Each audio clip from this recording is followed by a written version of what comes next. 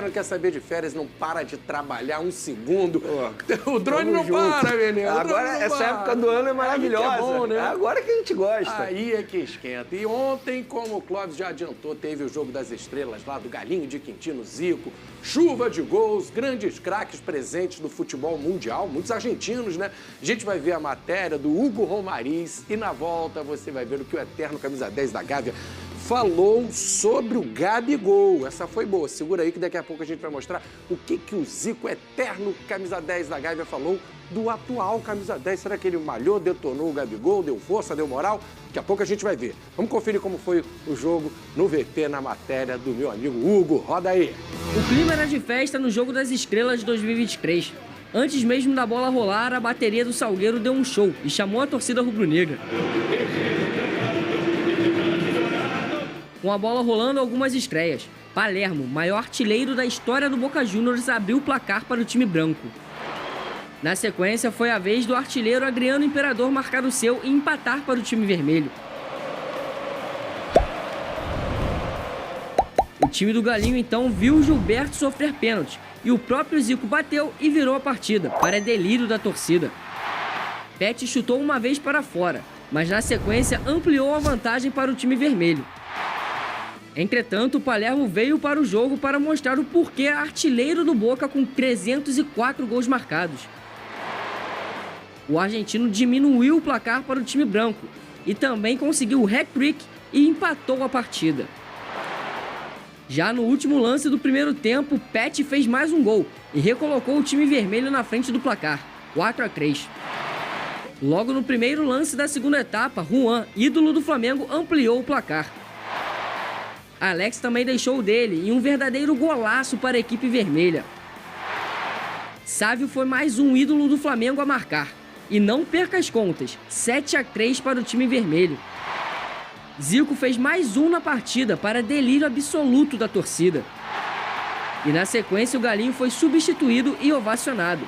Matheus Gonçalves, promessa do Flamengo, marcou mais uma vez para a equipe vermelha.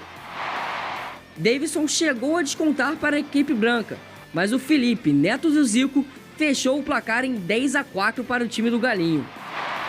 Mesmo com a goleada do time vermelho, quem realmente venceu foram as ações sociais, que receberão parte da renda de 45 mil ingressos comercializados para torcedores no Maracanã. Eu acho que a credibilidade do jogo está nisso, porque o torcedor que vem, que paga aquelas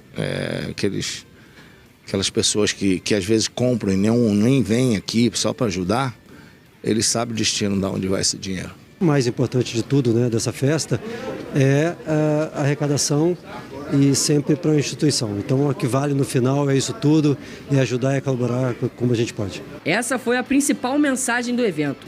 Um jogo beneficente de estrelas, com muita felicidade no final de 2023. Isso é o que vale, realmente, é o evento solidário. Olha, hoje a gente vai falar, daqui a pouco eu vou mostrar o que o Zico falou do Gabigol, tem a atualização do Vene, vai passar aqui os drones sobre o Luiz Henrique, o Fla-Flu, sobre o Luiz Henrique, tem o destino do Santos, Thiago Maia, tudo isso vai conferir no programa de hoje. Ô, Vene, o que chama atenção é o jogo não tá valendo nada, é amistoso, mas o Maracanã lota, né? A força do Zico e da torcida do Flamengo. É bacana a gente ver o Maracanã lotado, mesmo num jogo que é uma brincadeira. E se a gente for parar e analisar o público que marca a presença, é sempre o público com várias gerações. Por exemplo, o avô quer levar o neto porque o avô viu o Zico, aí o neto tem a oportunidade de ver o Zico de perto. E querendo ou não, é uma chance de você matar a saudade de um futebol, né? E também do Maracanã. Porque a gente está falando de um período aí que é de férias. E aí tem um futebol no Maracanã e você poder ter a oportunidade de ver vários craques de várias gerações atuando no mesmo espaço é maravilhoso. Por exemplo, eu vi o Adriano jogar, eu vi o Pet jogar, mas muita gente não viu. E aí você pode matar a saudade desses craques. E é bacana demais, né? Querendo ou não, é uma ação muito boa do Zico, que é ídolo para muita gente, é um cara sensacional. Tive a oportunidade de trabalhar com ele numa outra emissora, no Esporte Interativo, e é um cara fora de série, e é isso. Ele, mais uma vez, marcando um golaço, e a gente teve a oportunidade de ver o Zico fazendo gol, é maravilhoso, cara. Você vê como o cara é sensacional mesmo, dentro e fora de campo. Bacana, bacana realmente, quem não teve a oportunidade de ver Zico, Andrade, Adílio, jogadores atuais também, né? O Claudinho, que até o Flamengo teve interesse de o Wendel, contratar o Claudinho, estava na área, a torcida ali, né, bajulando, quem sabe não mobiliza, não ajuda o cara. Inclusive, assim, se a gente for parar e analisar, o Gabigol, antes de fechar com o Flamengo, ele jogou um jogo das estrelas isso, né? E a torcida do Flamengo pedindo, gritando o nome dele. Isso ajuda em determinado momento. Porque para e pensa, ele, num jogo das estrelas, eu tô tendo o nome gritado, imagina se eu jogar com a camisa do Flamengo. E foi o que aconteceu e ele tá aí até hoje. Tá, até hoje o Gabigol e o Zico reconheceu a má fase do Gabigol e reforçou a confiança na virada de chave nessa próxima temporada. Vamos ouvir então o Zico falando do Gabigol. Foi um ano difícil, todo jogador tem anos bons, anos que as coisas dão certo, outros não. É parar para analisar, ver o que precisar ser feito e seguir em frente. Ele é um profissional de futebol. Não pode se exagerar demais quando as coisas andam bem e não pode abaixar a cabeça quando a coisa não vai bem. É chegar e saber que é trabalho diário, né? Ele tem capacidade, tem talento, qualidade, já mostrou, sabe a importância do clube que ele está e procurar, né, fazer um ano, né, que o pessoal espera, né? Quanto mais você faz, mais te cobram. E isso faz parte. O cara é cobrado, né? Quando a torcida imagina que ele tem que render, né? O Gabigol esse ano foi muito cobrado, muito porque ele fez nos anos anteriores. Como é que você viu essa declaração do Zico? Muito mais em apoio ao Gabigol, mas deu um conselho também, né? Não é porque o Zico falou não, mas eu concordo com ele. Inclusive, eu discordo de quem diz que o Gabigol chegou o momento de respirar novos ares. Por que isso? Por que o momento de respirar novos ares? Estamos falando de um jogador que chegou ao Flamengo em 2019. Ele teve 2019, 20, 21, 22 jogando muito bem. 2023, de fato, foi a pior temporada dele com a camisa do Flamengo. E por conta de uma temporada ruim, eu vou dizer que esse jogador precisa respirar novos ares? É óbvio que não. Estamos falando de um ser humano. Em determinado momento, ele vai jogar mal. E ele não jogou mal sozinho no Flamengo. O Flamengo inteiro jogou mal. A gente salva um ou outro atleta aí que foi bem durante a temporada inteira. E teve lesão também. É isso. E o Gabigol, querendo ou não, mesmo jogando muito mal, fez 20 gols. Então por que eu vou chegar aqui na frente das câmeras e vou dizer que o Gabigol precisa respirar novos ares? Claro que não. Ele precisa ter novamente a oportunidade de dar a volta por cima e ele também tem que querer. Parece que ele quer. Então eu acredito que o Gabigol, fazendo uma boa pré-temporada, chega em 2024 diferente. Sem chance de sair? Alguma possibilidade? Flavinho, sem medo de errar aqui, o Flamengo não libera o Gabigol nessa janela de transferência. Não vende Gabigol. O Flamengo não vai vender Gabigol. Gabigol segue eu cravo. No Flamengo. Nesse momento aqui, eu cravo. Ele não vai ser vendido pelo Flamengo. Vamos parar e contextualizar?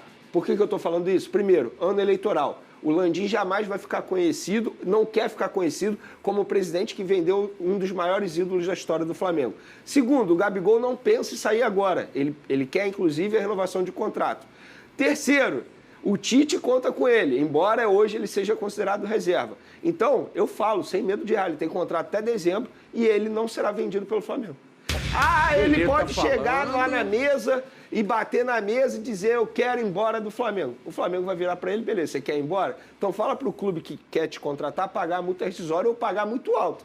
Vamos lá pegar um caso recente, o Pedro. O Pedro estava insatisfeito, queria sair do Flamengo, levou soco na cara. O Flamengo não negociou. O Flamengo falou, não, você não vai embora, a gente conta com você. E é isso. Se o Veneta tá falando que o Gabigol fica, ele fica. Esse cara tem moral, tem autoridade, credibilidade para falar. Assunto Flamengo, qualquer outro assunto aqui ligado ao futebol carioca, brasileiro, mundial, ele sabe tudo. Já que ele sabe tudo, eu quero saber drone do interesse do Corinthians no Thiago Maia. E aí, Venê, novidade? Esse aí tem boas chances de sair. Assim, eu seria leviano dizer que com certeza vai sair e que com certeza não vai sair. O que eu posso garantir para os torcedores do Flamengo e também para os torcedores do Corinthians, que há agora uma negociação oficial entre os clubes pela tentativa do lado do time paulista na contratação do Thiago Maia. Inclusive, o Thiago Maia já foi avisado das negociações e ele ficou muito animado com a possibilidade de se transferir para o Timão. Por quê ele ficou animado? Ele terminou a temporada em baixa. Ele sim é um jogador que precisa respirar novos ares. Você acha que é uma boa pro Thiago Maia? Eu acho que seria uma boa pro Thiago Maia. Porque é banco do Pulgar, né? É isso, ele terminou em baixa a temporada. Eu vejo também o torcedor que perdeu totalmente a paciência com ele. Quando ele erra uma bola, o torcedor já vai, o Thiago Maia. Acho que para ele seria muito bom essa mudança de ares. Acho até que no Corinthians ele chegaria com status de titular. Corinthians vendeu Moscardo, Fausto Vera, que é outro jogador da posição, tá em baixa. O Maicon, que é outro jogador da posição, talvez não sabe se fica fica no Corinthians. Mas não era importante ter um reserva de qualidade? O Flamengo está montando praticamente um elenco com 2 peças, né? Quase do mesmo nível. Saindo Pulgar, não fica um substituto assim? Eu vou te responder em cima de informação. Se o Thiago Maia for vendido pelo Flamengo, eu tenho certeza que o Flamengo vai em busca de uma reposição. Inclusive, se a gente for parar e analisar no passado recente, o Flamengo até vende jogador, desde que já tenha um encaminhado.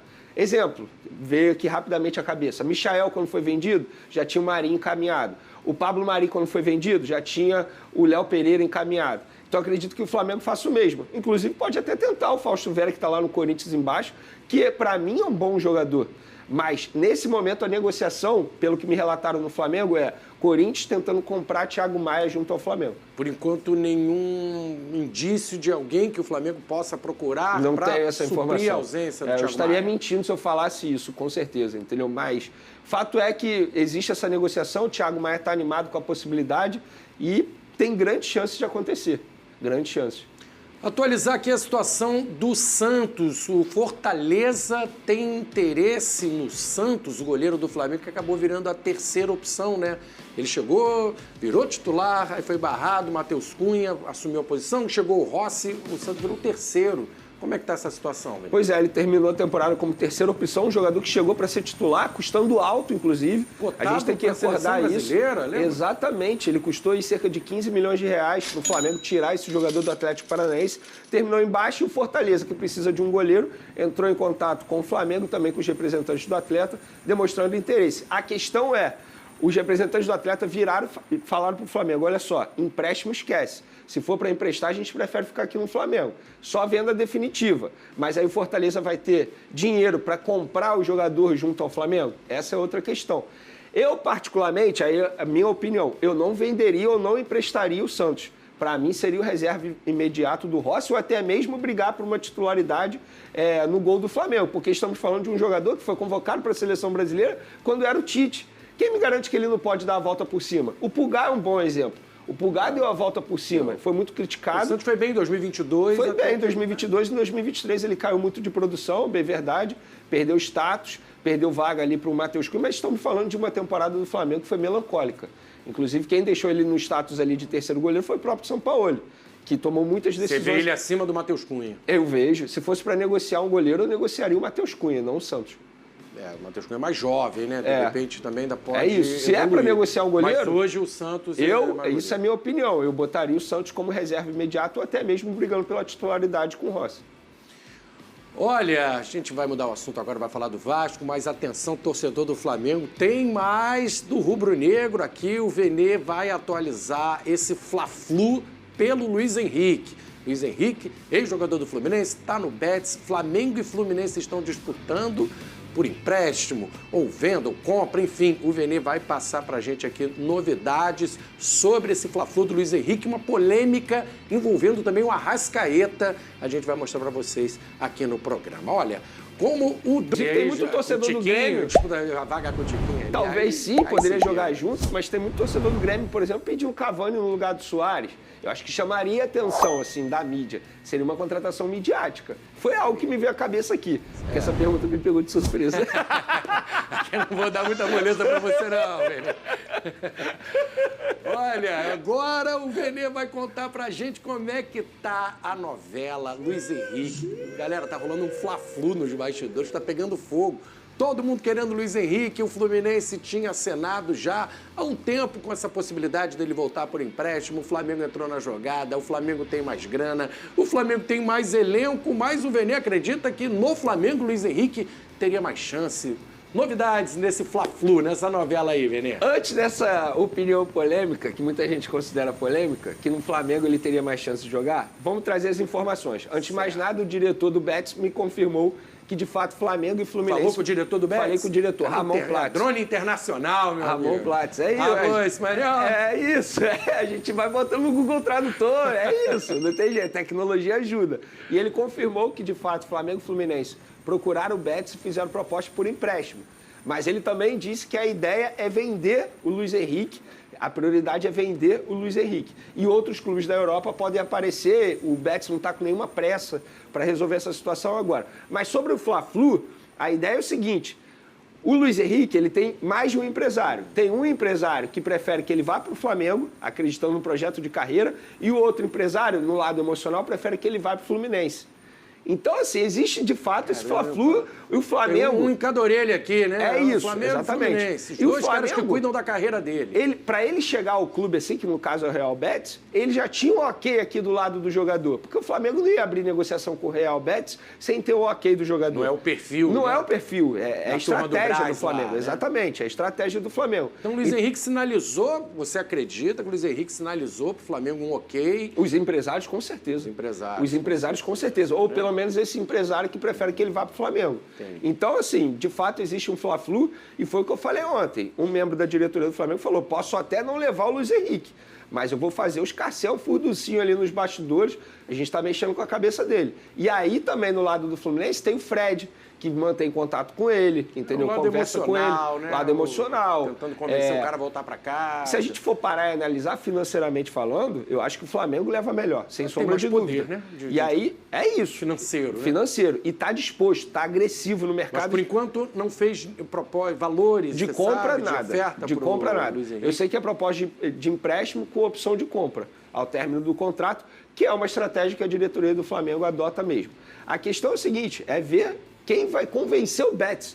Porque tem que convencer o Betis, não é convencer o Luiz Henrique. Isso. Parece que o Luiz Henrique tudo bem, né? É porque é a mesma coisa que alguém tentar te convencer de algo, sendo que você tem contrato comigo. Você tem que me convencer, entende? Não cabe só ao jogador. É isso. Que é a parte mais difícil. É exatamente. Para mim, a parte mais difícil nessa história toda é você convencer o Betis a emprestar, tá? Porque o Betis, como eu disse, tem a prioridade de venda. Sobre a minha opinião, eu acho que no Flamengo ele teria mais chance. Por quê? Porque ele joga do lado direito, certo? Do ataque. No lado direito do Flamengo, ninguém se consolidou na temporada 2023. Lá no Fluminense, ele disputaria a vaga com nada mais, nada menos que John Arias, que para muito foi o melhor jogador da Libertadores. E aí, do outro lado, tem o Keno.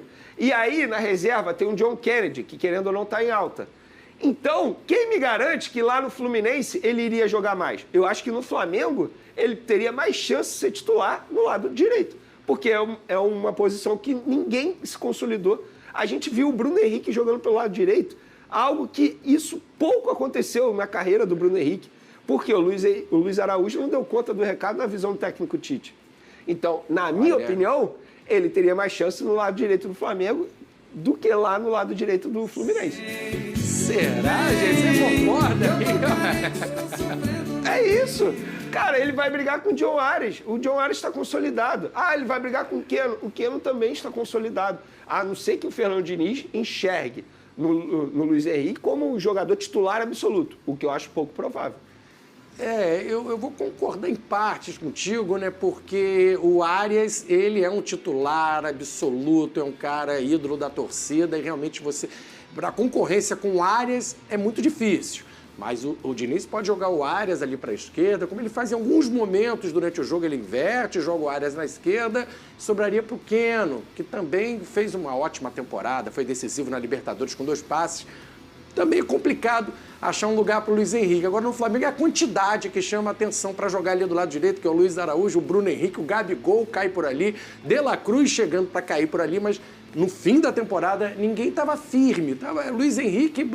Bruno Henrique e Luiz Araújo, alternando na direita. Pois é. E eu também, assim, aí é minha opinião, tá? Eu não enxergo o De La Cruz, embora ele faça essa função também, já fez no River Plate, eu não enxergo o De La Cruz jogando na ponta direita, correndo atrás de lateral.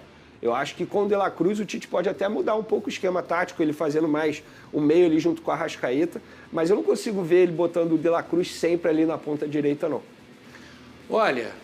Me avisaram aqui, informação de agora, saiu no site, no GE, né? Vamos lá, atenção. Vista para o canal É Todo um Tema, Arrascaeta afirmou que teve uma promessa não cumprida, gente, de receber a camisa 10 do Flamengo.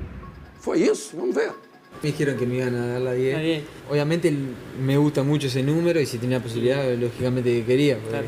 Jugué en Defensor, en Uruguay, en Cruzeiro, solo me faltó Flamengo. Y bueno, está. Después, como que ya había quedado todo más o menos formalizado con Gaby, así no tengo ningún rencor en cosas porque te digo... Pero que él te la pidió. No me la pidió nada, dijo pero nomás. el dirigente, todo el mundo ya como que ya habían arreglado que se le iban a dar a él y está, ¿qué le voy a decir? Claro. Después de todo lo que invirtió, que ganó acá. Vene, Casagrande prometeram a 10 para Arrascaeta assim que o Diego Ribas saísse, encerrasse a carreira. O Diego Ribas encerrou a carreira, o Arrascaeta ficou na expectativa para receber a camisa 10. A camisa 10 foi para o Gabigol, ninguém nem falou com o Arrascaeta, não consultou, não conversou. Ficou por isso mesmo e o Arrascaeta está esperando a camisa 10 até agora. Bom, eu sou suspeito porque o torcedor Vene sempre brinca que meu 10 veste a 14.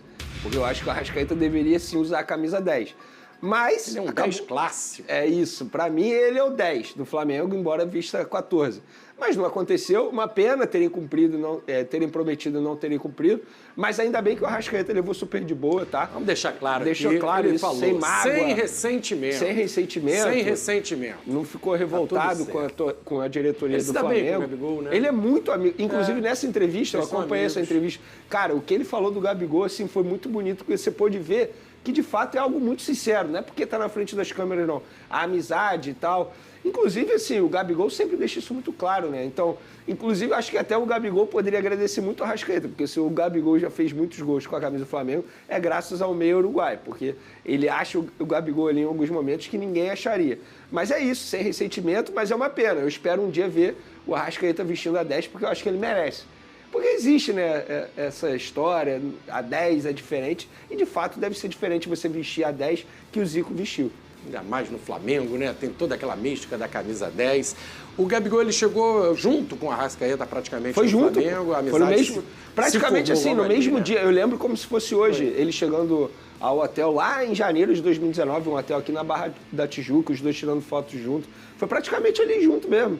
Um dia um chegou, o outro chegou, entendeu? Então, de fato, eles são bem próximos. Teve uma postagem também, no momento que o Gabigol, né, estava num jejum. Eu lembro disso. Ele estava com uma dificuldade para fazer gols, não estava vivendo uma boa fase, a torcida cobrando, e ele fez uma postagem de, não sei se foi uma indireta, como foi exatamente, mas deu a entender, só você me acha. Volta logo. Agradecendo, volta logo, só você me acha, pro Arrascaeta, né? Foi uma indireta direta para muita gente ali do elenco. A verdade é essa. Porque o Arrascaeta não estava jogando. O Arrascaeta estava lesionado. Ele estava na arquibancada e o Arrascaeta fez um stories no Instagram.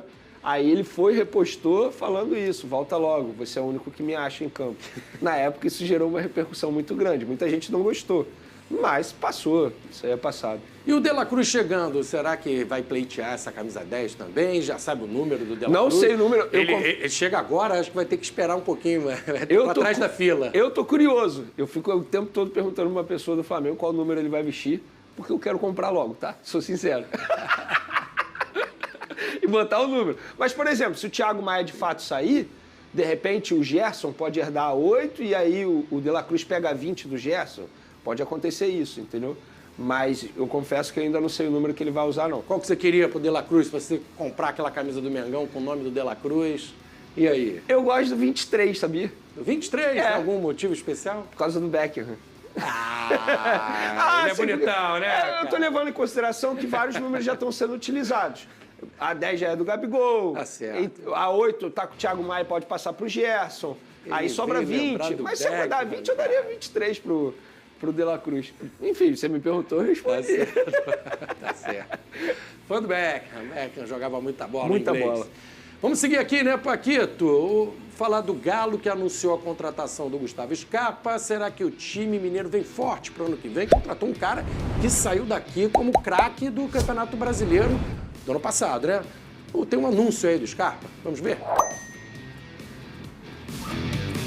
Daqui a pouquinho a gente mostra, então, o anúncio do Galo com o Scarpa. É bom até para eu ser justo sobre um jogador que, quando a gente estava falando do Flamengo, a gente não mencionou aqui, que é um jogador que volta de empréstimo, que é o Matheus Gonçalves. Inclusive, estava ontem no Jogo das Estrelas, queria mencionar isso. É um jogador que, na minha opinião, o Flamengo tem que aproveitar. Que é um jovem, embora seja jovem, mas já mostrou que dá conta do recado com a camisa do Flamengo num time profissional. Ele de volta agora é mais um jogador ali no elenco que pode atuar também pela a concorrência ali do Luiz Henrique, que você acha que chega e vira titular. O Scarpa reforça esse Atlético Mineiro, que foi bem na reta final do campeonato, no começo do ano do Galo, que não foi bom, na reta final engrenou. Será que sempre está brigando por título o Atlético Mineiro, né? Eu confesso para você que em determinado